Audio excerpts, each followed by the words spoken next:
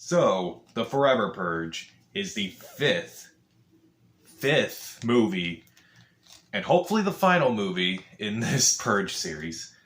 Oh man. And in this movie, so the trailers kind of trick you at first. They kind of say, hey, the Purge is now illegal due to the events of the Purge election year, and now there are these people who just want to continue purging forever despite that. Yeah, that's not really the plot of this movie. The real plot of this movie is that for years, power has gone from different parties, from the new founding fathers to, regular political parties, and now the new founding fathers are back, and they reinstate the purge. And in this movie, a group of people are basically being targeted by these people who want to just purge forever, basically kill everyone who's against them, and they try to escape to Mexico. And that's all you really need to know about this movie. Now, going into this movie, I was not excited. I am not a big fan of this series, and I think the idea of it is really interesting, but each movie is just so flimsy in its explanation, and it's just boring, and the characters are not really that interesting for the most part. And it's just mostly characters who just hate the Purge because it's bad. And some of them, they try with other characters, like, oh, this Purge actually affects me, as some characters in this movie it does. So, I was not really looking forward to this movie whatsoever, and this movie really depends on whether or not you like this series. If you like this series, you're probably going to enjoy this movie. And if you don't, you're probably going to hate this movie, like I did. I really did not like The Forever Purge. Honestly, the only things that I actually liked about this movie is that some of the performances are actually fine. The two lead characters, Ana de la Reguera, I'm mispronouncing names because I'm an ignorant American, and Tenoch Huerta, again, ignorant American.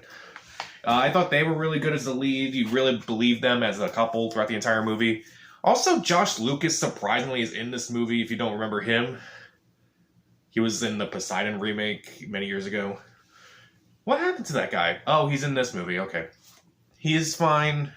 Like, those performances are okay, but they're not really anything to write home about. They're not like anything that's like, I really like you. I really hope you survive. It's like, you're fine.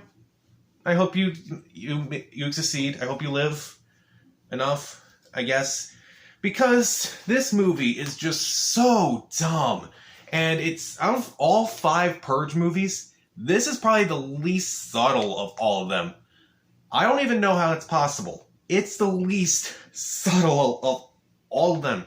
Because, all these Purge movies, they kind of been talking about, various issues, like wealth inequality. This movie tries to, talk about all the issues, basically. Mainly racism, immigration, radicalization, anarchy, white supremacy, and all of it just feels sort of like, oh, we gotta address this, oh, we gotta address this, oh, we gotta address this.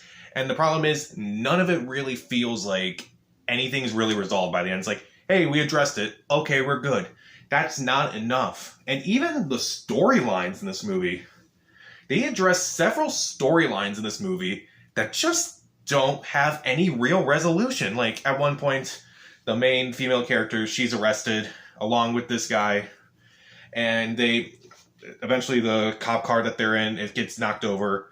They kill a white supremacist, and they escape the car, and they go, okay, I'll meet you at the border. Okay, bye. And we never see him again. We never see this guy again. Also, there's a mention that Josh Lucas might be racist himself, not neo-Nazi racist, but more passive racism. It's never really addressed. It's never really resolved. It's also there's one character whose husband is shot, and then she might be in love with someone who's might be saving her throughout this entire movie. I mean, it's kind of resolved, but it's just kind of thrown in there. Why? Didn't her husband just die? Why? I don't know why. Oh, so many plot lines that just don't really go anywhere. And and on top of that, besides the heroes, even the villains are just very bland, generic, probably the blandest type of villain you could make. They don't really do anything in this entire movie. They just say awful things, and then they get killed. It's by the numbers in pretty much every way possible. It's just boring. Ungodly boring. And on top of that, it's like, okay, what about the violence? What about the kills? What about the traps?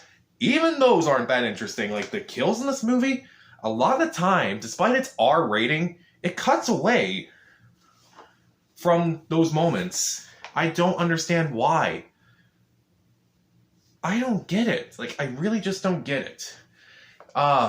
Man. And, again, it's the least subtle of these movies.